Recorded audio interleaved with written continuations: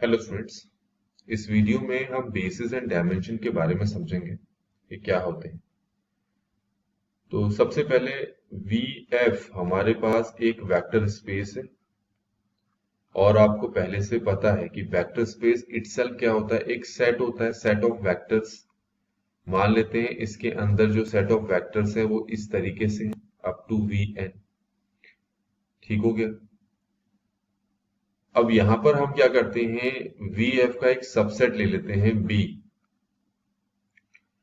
और ये जो सबसेट ले लेते हैं, मान लेते हैं इसके अंदर वी एफ के कुछ एलिमेंट्स लाई करते हैं, तभी तो इसको सबसेट माना जाएगा। तो अब आपको दिख रहा है कि जो बी है वो सबसेट है वी एफ का। अब ये जो बी आपको सबसेट दिखाई दे रहा है, इस बी को ही हम वी एफ का बेसिस वेक्टर कहेंगे। ये जो बी है इसी को ही हम कहेंगे बेसिस। ठीक है, इसी को ही हम क्या कहेंगे, बेसिस ऑफ वी। कब कहेंगे, अगर ये कुछ प्रॉपर्टीज को, कुछ क्या मतलब यहाँ पर दो प्रॉपर्टीज को सेटिस्फाई कर दे।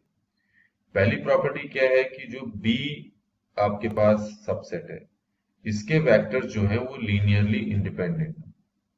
लीनियरली इंडिपेंडेंट का मतलब है alpha v one plus beta v two plus gamma v three zero के इक्वल हो, जहां पर अल्फा भी जीरो हो, बीटा भी जीरो हो और गामा भी जीरो आ जाए हमारे पास।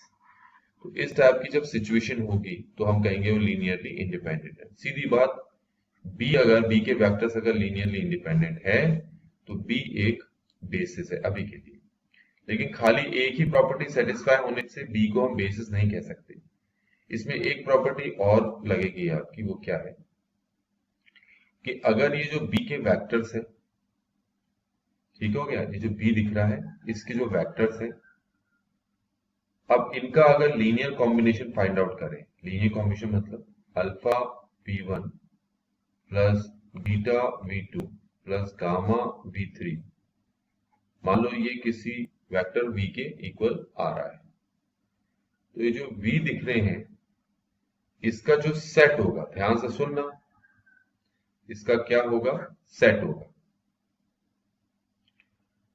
अलग अलग अल्फा बीटा और गामा की वैल्यूज पे तो आपको डिफरेंट वैल्यूज ऑफ v आएगी। हेलो स्टूडेंट्स, इस वीडियो में हम बेसिस एंड डायमेंशंस के बारे में बात करेंगे। बेसिस क्या होते हैं, सबसे पहले हम क्या कहते हैं, वी एफ हमारे पास एक वेक्टर स्पेस है, वेक्टर स्पेस है, और आपको पता है वैसे तो एक सेट ही है, और इसके एलिमेंट्स को हम क्या कहते हैं, वेक्टर्स कहते हैं। ठीक है, अब हम क्या करते हैं, वी एफ का एक सबसेट ले लेते हैं बी, जिसके पास कुछ एलिमेंट्स होंगे from vector space V F. तो हमने ये दिखा दिए कि इतने वेक्टर्स हैं बी के पास। अब बी अगर कुछ प्रॉपर्टीज को सेटिस्फाई करता है, वो प्रॉपर्टीज क्या है, पहला है कि बी जो है आपके पास एक लीनियरली इंडिपेंडेंट सेट होना चाहिए। सबसे पहले बी क्या है, अगर बी है लीनियरली इंडिपेंडेंट सेट। अब आपको ये लीनियरली इंडिपेंडेंट सेट के बारे में पता है पहले से। अगर बी लीनियरली इंडिपेंडेंट सेट है, लीनियरली इंडिपेंडेंट सेट है, और दूसरा हमारे पास ये है कि लीनियर स्पैन ऑफ बी जो है वो वी के इक्वल है। अच्छा, इसका क्या मतलब है, इसका मतलब ये है कि आपने क्या किया, ये तीन वेक्टर्स लिए, इनको स्केलर के साथ मल्टीप्लाई किया, जो कि मैं यहाँ करके दिखा रहा हूँ। ठीक है, alpha alpha v one plus beta v two plus gamma v three, और जब इनका लीनियर कॉम्बिनेशन कर रहा हूँ, इन तीनों वेक्टर का लीनियर कॉम्बिनेशन कर रहा हूँ, तो मुझे एक वेक्टर मिल रहा है, सपोज ये मिल रहा है बी। ठीक है, तो अब ये जो v वेक्टर मिल रहा है for different values of alpha beta gamma मिल रहा होगा। अल्फा बीटा गामा की अलग वैल्यूज पे आपको ये v वेक्टर मिल रहा होगा। तो ये जो v वेक्टर हैं, ये वाले जितने भी ये लीनियर कॉम्बिनेशन आ रहे हैं, इनका अगर मैं एक अलग से सेट बनाऊं, क्या बनाऊं, अलग से सेट बनाऊं। ठीक है, तो मैंने दिखा दिया।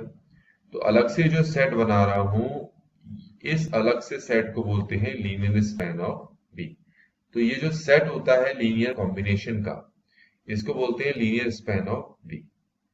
अब अगर यहाँ का एलिमेंट, यहाँ के सारे एलिमेंट्स VF के सारे एलिमेंट्स के इक्वल हैं, तो हम इस सेट को VF भी तो बोल सकते हैं।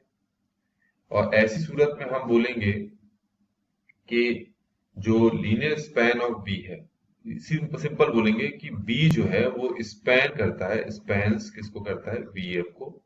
दूसरे शब्दों में बी किसको जनरेट करके देता है, आपको VF को जनरेट करके देता है। ठीक है, इसका क्या मतलब है, अभी मैंने बता दिया कि अगर लीनियर स्पैन ऑफ बी जो सेट है अगर वो VF के बराबर है, तो हम यहाँ पर एक शब्द यूज करते हैं कि जो बी है वो VF को जनरेट करके देता है। तो यहाँ पर हमने इस चीज को समझ लिया है कि बेसिस क्या होते हैं। तो आइए जरा एक एग्जाम्पल देखकर इसको और बेहतर तरीके से समझने की कोशिश करते हैं। चलिए हम क्या करते हैं, एक सेट लेते हैं यहाँ पर।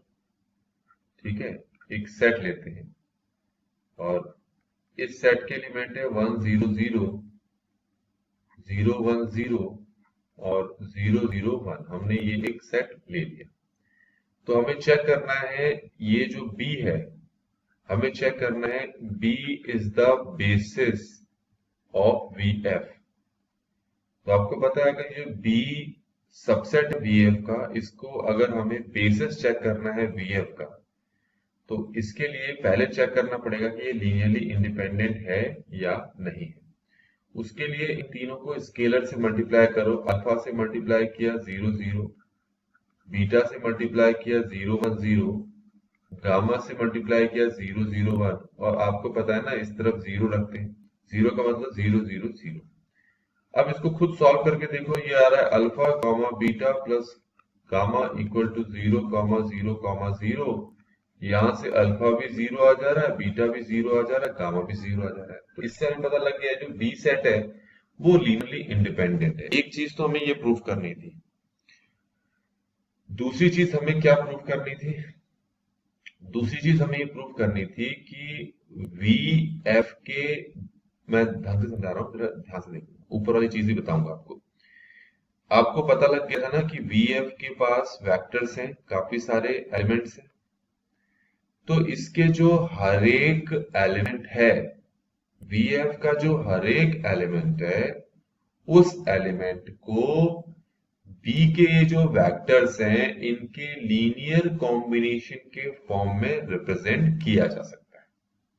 अब इसका क्या मतलब है, इसका मतलब ये है कि अगर मैं यहां से कोई वेक्टर पकड़ता हूं V1, तो ये V1 इक्वल होगा ये जो B के तीन वेक्टर्स हैं इनके लीनियर कॉम्बिनेशन के। तो करते हैं लीनियर कॉम्बिनेशन। तो पहले अल्फा से मल्टीप्लाई किया, फिर बीटा से मल्टीप्लाई किया 0 1 0, फिर गामा से मल्टीप्लाई किया 0 0 1। तो जो V1 हो गया वो आपके पास आ गया अल्फा कमा बीटा कमा गामा। तो आप देख सकते हैं कि VF का जो वेक्टर है उसको लीनियर कॉम्बिनेशन के फॉर्म में हम रिप्रेजेंट कर सकते हैं। किसके वेक्टर्स के लीनियर कॉम्बिनेशन के फॉर्म में, मतलब B के जो वेक्टर्स हैं उनके लीनियर कॉम्बिनेशन के फॉर्म में रिप्रेजेंट कर सकते हैं। किसके वेक्टर को, VF के वेक्टर को। तो ऐसे केस में हम कहेंगे जो B है वो बेसिस सेट है, किसका, VF का। ठीक हो गया, ये आपको बात समझ में आ गई होगी। यहाँ पर एक और चेक करते हैं, एक और हम क्वेश्चन ले लेते हैं इसी में। एक और सेट ले लेते हैं B1 1 0 0, ये है, इसके बाद है 1 1 0, फिर है 1 2 3, फिर है 0 1 0। तो हमें प्रूफ करना है कि ये जो मैंने सेट लिया है ये VF का बेसिस सेट है ही नहीं। तो सबसे पहले आपको चेक करना है कि ये लीनियरली इंडिपेंडेंट है या नहीं है। और आपको पता है लीनियरली इंडिपेंडेंट प्रूफ करने के लिए आपको पहले अल्फा लेना पड़ेगा, फिर बीटा, फिर गामा और फिर डेल्टा। और यहां पर क्या है 0 0 0। अगर सॉल्व करोगे तो एक इक्वेशन तो आ रही है alpha plus beta plus gamma equal to 0। दूसरी इक्वेशन आ रही है आपके पास beta plus 2 gamma plus delta equal to 0। तीसरी इक्वेशन आ रही है 3 गामा इक्वल टू 0। तो आप देखें यहां से गामा तो 0 आ गया है। जब गामा को यहां पर 0 पुट करूं तो मुझे मिलता है, नहीं कहां पर, यहां पुट करूं तो मुझे मिलता है beta plus delta equal to 0। इसको यहां पर भी पुट करूं तो मुझे मिलता है alpha plus beta equal to 0। तो ऊपर से डेल्टा तो आपके पास माइनस बीटा के इक्वल आ गया, नीचे अल्फा जो है वो माइनस बीटा के इक्वल आ गया। तो इससे आपको पता लग गया कि अल्फा डेल्टा इक्वल है माइनस बीटा के, और गामा किसके इक्वल आ गया आपके पास, 0 के। तो अब आप यहाँ पर देख सकते हैं कि गामा तो चलो 0 आ गया है, लेकिन अल्फा डेल्टा और बीटा की वैल्यू हमारे लिए अननोन है, और दे भी रखा है कि वो किस तरीके से एक दूसरे के बराबर हो सकते हैं। तो अल्फा बीटा और गामा की वैल्यू मिल नहीं रही है हमें, सॉरी अल्फा बीटा और डेल्टा की वैल्यू मिल नहीं रही है। तो ऐसे केस में हम ये कहेंगे कि बी जो है हमारे पास वो लीनियरली डिपेंडेंट सेट है, और अगर ये लीनियरली डिपेंडेंट है तो ये बेसिस सेट नहीं है वी एफ का। तो इस तरीके से हमने यहाँ पर बेसिस सेट के बारे में बात कर ली।